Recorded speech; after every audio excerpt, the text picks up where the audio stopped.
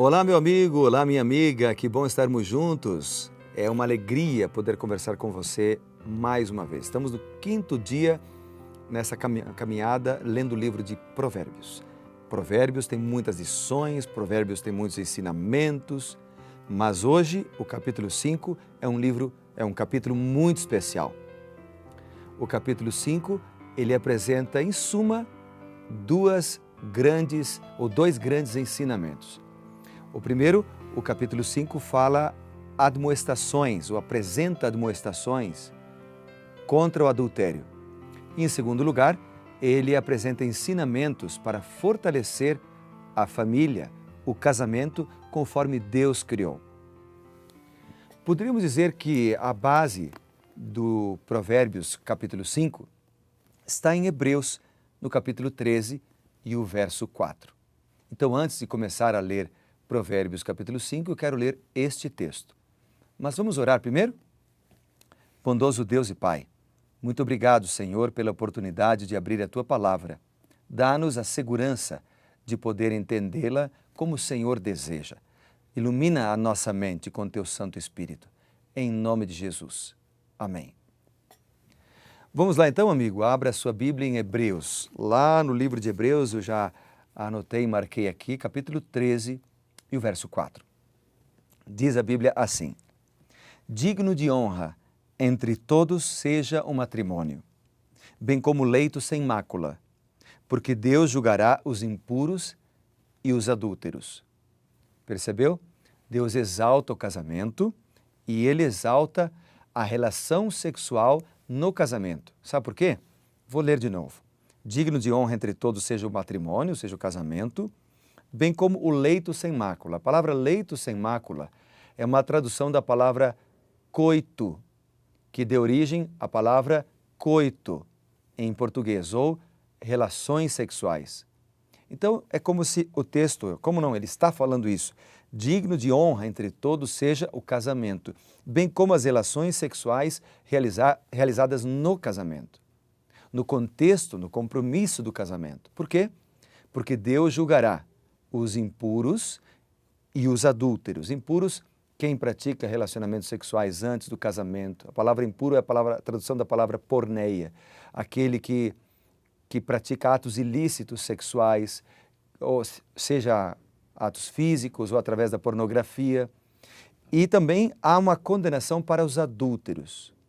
E é justamente sobre o casamento e sobre os adúlteros que fala Provérbios capítulo 5. Há uma condenação àquele que pratica o adultério. E há aqui então vários versículos falando sobre esse assunto. Leia com calma depois, sente-se, leia e medite nesse capítulo. Ele é então uma proteção para a família. Ele diz assim, ó: filho meu, atente à minha sabedoria, à minha inteligência inclina os ouvidos, para que conserves a discrição. Os teus lábios guardem o conhecimento, porque os lábios da mulher adúltera destilam favos de mel. Ele está como apresentando aqui a tentação como algo doce, como algo bom a ser praticado. E é assim que a tentação se apresenta. Então depois ele diz, mas o fim dela é amargoso, como absinto. Então no início parece doce, mas depois é amargo. Os seus pés, os pés da mulher adúltera, descem à morte, uma alusão à destruição, ou seja, conduzem à destruição. Os seus passos conduzem ao inferno. A palavra inferno também pode ser entendida como sepultura. É uma tradução de uma palavra que significa sepultura. Ela não pondera a vereda da vida. E aí o texto vem dizendo, né? Anda errante nos seus caminhos e não sabe. Agora, pois, filho, dá-me ouvidos, não te desvie as palavras da minha boca. Afasta o teu caminho da mulher adúltera e não te aproximes da sua porta. Quando ele usa a expressão, não te aproximes da sua porta, ele está se referindo a manter-se longe da tentação. Então aqui ele apresenta dois personagens, um homem e uma mulher. Obviamente que aqui ele está falando da mulher adúltera. a mulher que tenta, a mulher que trai. Mas como o livro de Provérbios foi escrito por Salomão, um homem, e está sob a perspectiva de um homem, obviamente que nós podemos entender os princípios também do modo oposto, ou seja, Deus está condenando a mulher adúltera, mas Ele também condena o homem adúltero. O que Ele está condenando em si não é a pessoa, mas o ato do adultério. E depois Ele continua dizendo o seguinte: se você não quer então cair em tentação, não se aproxime da tentação, para que não des a outrem a tua honra, nem os teus anos a cruéis. A Bíblia, com comentário, a Bíblia de estudo Andrews, o comentário que ela coloca aqui embaixo sobre essas duas palavras é muito interessante. Para que não des a outrem, ou seja, aqueles que podem escarnecer de você, a sua honra, ou seja, o seu respeito próprio, e a cruéis. Quem seriam esses cruéis? Pode ser a ira de um marido ciumento, pode ser a escravidão do pecado sexual, ou pode ser a dor do remorso. Talvez esteja falando nesta hora para alguém que teve sua família destruída por um ato impensado. Porque você tentou a felicidade, buscar a felicidade com uma outra mulher que não a sua esposa, ou com um outro homem que não o seu marido. No início, a tentação é doce, como Provérbios fala no início, né? Mas depois ela é amarga. Quanta tragédia, quanta dor, quanto sofrimento por causa de um adultério. Famílias são destruídas, filhos perdem a referência, líderes religiosos perdem o seu ministério, tudo porque se afastaram de Deus e se aproximaram da tentação. A tentação pode ser vencida se eu me agarro nas mãos do Senhor. Provérbios fala muitas vezes em nós não considerarmos a grama do vizinho mais verde, mas de valorizarmos a esposa que Deus nos deu. Veja o que diz o versículo 15. Bebe a água da tua própria cisterna, ou seja, valorize a sua esposa, valorize o seu marido, elogie o seu cônjuge. Dê um presente para o seu cônjuge de vez em quando. Escreva bilhetes elogiando o seu cônjuge de vez em quando. Beba a água da sua própria cisterna. O que o provérbio está dizendo é: cuidado, meu amigo, cuidado, porque a paixão é cega. No versículo 18 ele diz: seja bendito o teu manancial, seja bendito a tua casa, seja bendito o teu lar, seja bendito o teu casamento, alegra-te com a mulher da tua mocidade. E ele usa as seguintes palavras no versículo 19: saciem-te os seus seios em todo o tempo e embriaga-te sempre com as suas carícias. Ou seja, a relação sexual foi criada por Deus para ser uma bênção para um homem e uma mulher dentro de um contexto do casamento. Mas quando um homem olha para fora, acha que a grama do vizinho é mais verde, começa a valorizar a outra pessoa e a desvalorizar a sua companheira, o seu cônjuge, então a semente do adultério, a semente da infidelidade começa a ser plantada dentro do casamento e destrói uma família. Lembre-se que a paixão ela vem como um fogo devorador, mas logo passa. O amor, no entanto, cresce, vai crescendo aos poucos. Eu gosto muito de uma poesia, um texto escrito por Augusto Cury sobre a diferença entre o amor e a paixão.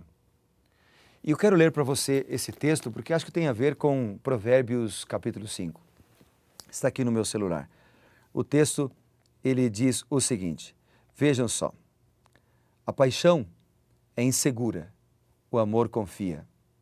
A paixão controla os passos, o amor incentiva a caminhada. A paixão é ciumenta, mas o amor torce pelo sucesso do outro. A paixão corrige em público e elogia em particular. Mas o amor faz o contrário. O amor elogia em público e corrige em particular. A paixão é agitada, é agressiva. O amor é calmo e protetor. A paixão produz o individualismo, mas o amor é a individualidade. A paixão gravita na própria órbita, mas o amor pensa nos outros. A paixão é instável, o amor é estável mesmo diante das contrariedades. A paixão é ansiosa, o amor é tranquilo. A paixão se amedronta com a tempestade, mas o amor vê na chuva uma oportunidade para lançar as suas raízes. A paixão produz rompimentos traumáticos, mas o amor sempre dá uma nova chance. A paixão cobra muito, mas o amor entrega muito. A paixão aprisiona os apaixonados em torno de si, mas o amor liberta, faz o companheiro enxergar as oportunidades. A paixão faz chantagens, mas o amor não pressiona. Eu queria levar você a meditar nisso, a importância do amor que vem de Deus. Provérbios capítulo 5, ele ainda diz o seguinte: filho meu, veja aqui a ordem, a exortação, né? Filho meu, por que andarias cego pela estranha e abraçarias o peito de outra? Por quê? E aí o Provérbios capítulo 5 termina com algumas lições para a gente. Para que a gente possa valorizar a nossa casa, valorizar o nosso lar, valorizar a nossa família. Ele termina dizendo assim: quanto ao perverso, as suas iniquidades o prenderão. Ou seja, ele colhe o que ele plantou. E com as cordas do seu pecado, dos seus próprios atos, das suas decisões, ele será detido. Ele morrerá pela falta de disciplina, pela sua muita loucura, perdido, cambaleia. O que o texto quer dizer? Ele morrerá por desobedecer. Então há dois caminhos. Ou nós somos fiéis a Deus, valorizamos o cônjuge que Deus nos deu, amando, respeitando, elogiando, orando por ele, ou nós começamos a olhar para outras pessoas, outra mulher, outro homem, introduzimos a semente da infidelidade dentro do lar e colhemos as consequências terríveis de um lar destruído, da doença que é instalada, de filhos que são abandonados. Eu quero orar pela tua família, tá bom? Pelo teu casamento hoje. Pelo teu casamento, para que você seja feliz e para que você seja fiel. Vamos orar? Junta suas mãos agora, num símbolo de unidade com o Senhor, e vamos orar. Bondoso Deus, nesse momento eu quero orar de maneira muito especial por todas as famílias, por todos os lares, por todos os casamentos, para que sejam fiéis, para que respeitem, amem e aceitem o cônjuge dado pelo Senhor, para que haja felicidade, compreensão, amor, comunicação, amor mais do que paixão dentro do lar. Eu oro pedindo as tuas bênçãos, a iluminação do teu Santo Espírito, pois oro no nome poderoso de nosso Senhor Jesus Cristo, doador da família e do amor. Amém.